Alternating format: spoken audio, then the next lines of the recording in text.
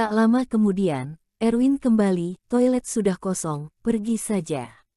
Riku melirik Erwin dengan ekspresi yang sangat bangga, bagus, ada tip nanti. Riku pergi ke kamar mandi untuk membuang air.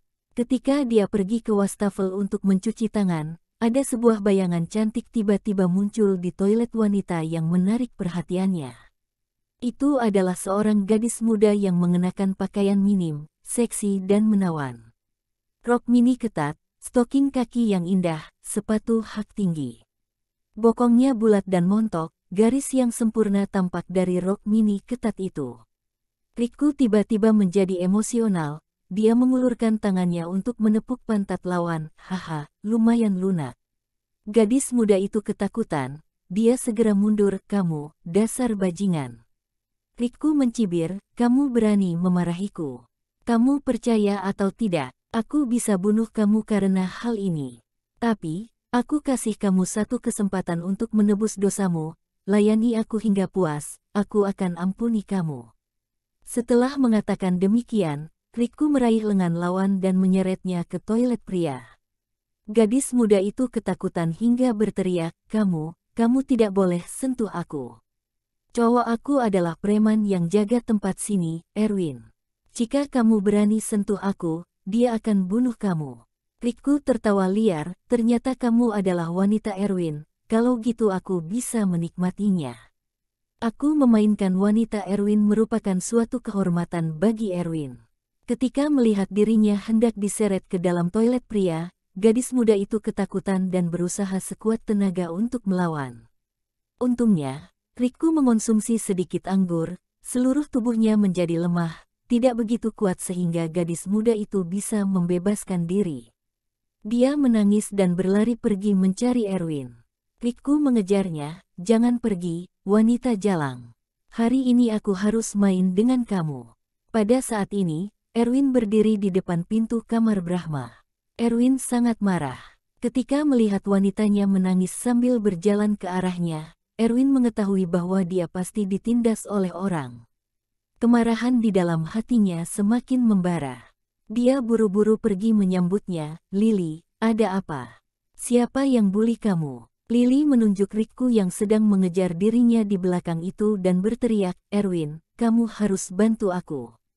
Tadi dia sentuh pantatku dan dia menarikku ke toilet pria untuk melakukan tindakan tidak senonoh. Untungnya, aku berhasil kabur. Apa? Erwin langsung marah di tempat. Riku menindas dirinya tidak apa-apa, tetapi dia bahkan menindas wanitanya. Seorang pria tidak akan menahan hal ini.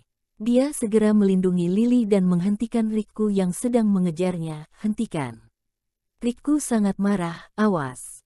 Wanita ini baru saja memarahiku, hari ini aku harus hukum dia. Lily segera menjelaskan, dia yang sentuh aku duluan, aku memarahi dia.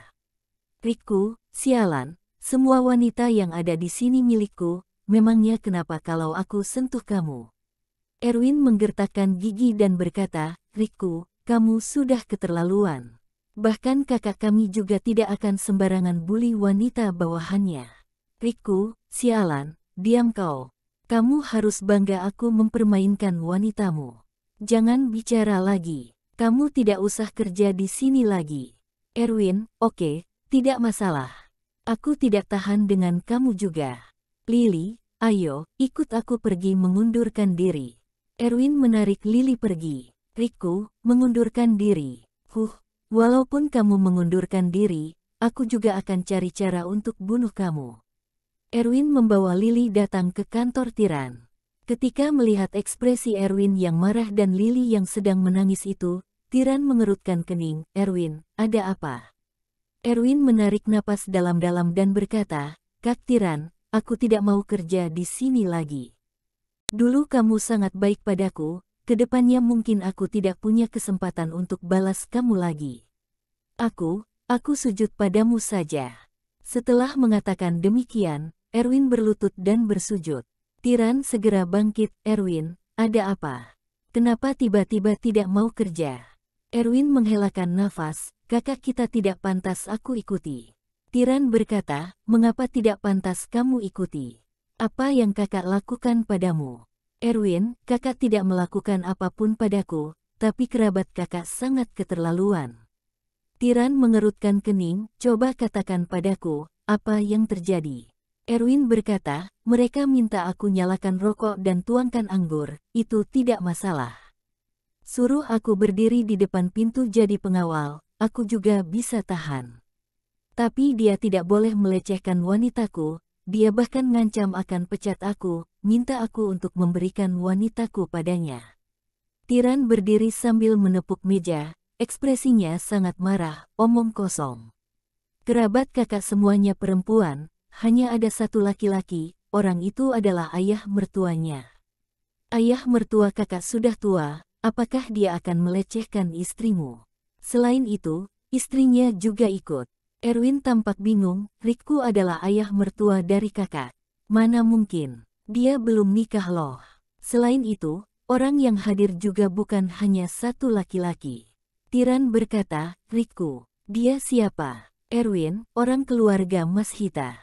Tiran, keluarga Mas Hita yang mana?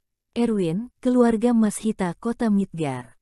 Sialan. Tiran mengambil dokumen yang berada di atas meja dan melemparkannya ke arah Erwin dengan marah. Siapa yang suruh kamu izinkan mereka masuk?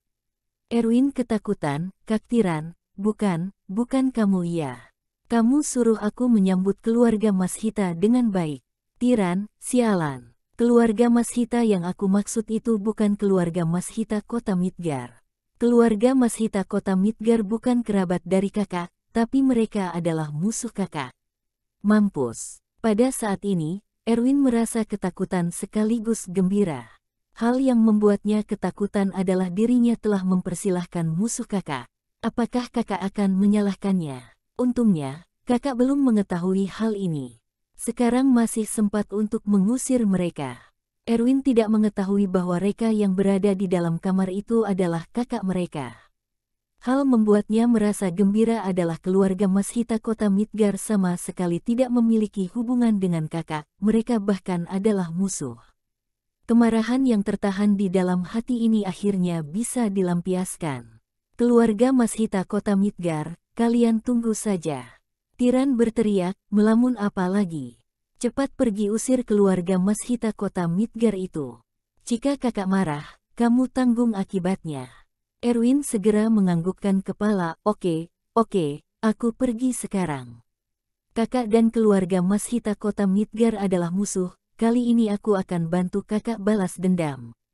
Erwin menarik Lily pergi. Di dalam kamar yang mewah.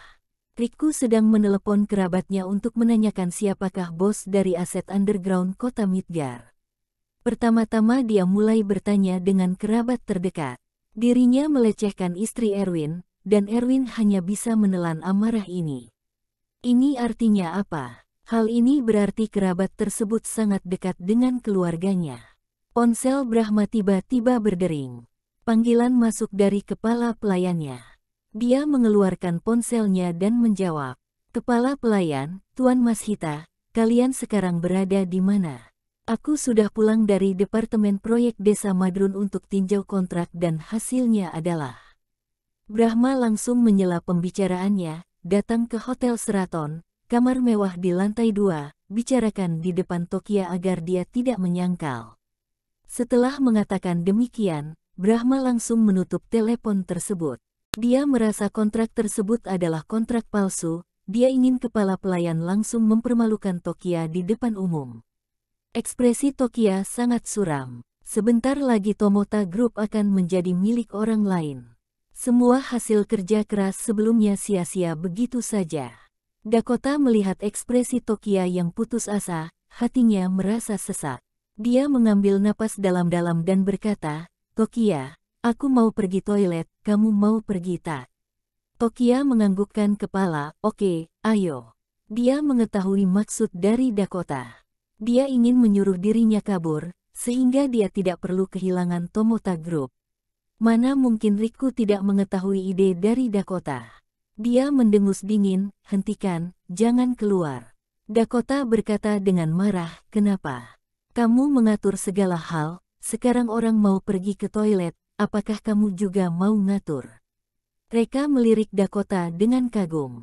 Berdasarkan niatnya untuk membela Tokia, Reka akan mengampuni dosanya yang selalu membuat dirinya kesal.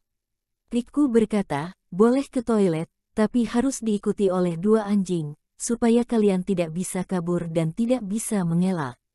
Dakota mengetahui bahwa Tokia tidak dapat kabur lagi, dia akhirnya duduk dengan marah, lupakan saja, aku tidak mau pergi lagi. Tokia juga duduk kembali. Reka menepuk bahu Tokia dan menghiburnya, Tokia, posisi tuan rumah dari keluarga Mashita akan serahkan padamu, apakah kamu bahagia? Tokia belum menjawab, tetapi Dakota langsung menegurnya, diam. Tomota Group sudah kalah. Jika kamu masih mau terbangkan plafon hotel ini, kamu benar-benar tidak mampu untuk ganti rugi. Reka, tadi dia baru saja memiliki perasaan yang baik pada Dakota, perasaan itu tiba-tiba menghilang dalam sekejap. Tak lama kemudian, kepala pelayan itu masuk ke dalam kamar dengan napas terengah-engah. Brahma bertanya, kepala pelayan, kamu bilang saja, kontrak proyek itu sebenarnya asli atau palsu? Kepala pelayan itu menelan ludah, dan berkata, Tuan Mashita, tadi aku pergi ke departemen proyek desa Madrun menemukan.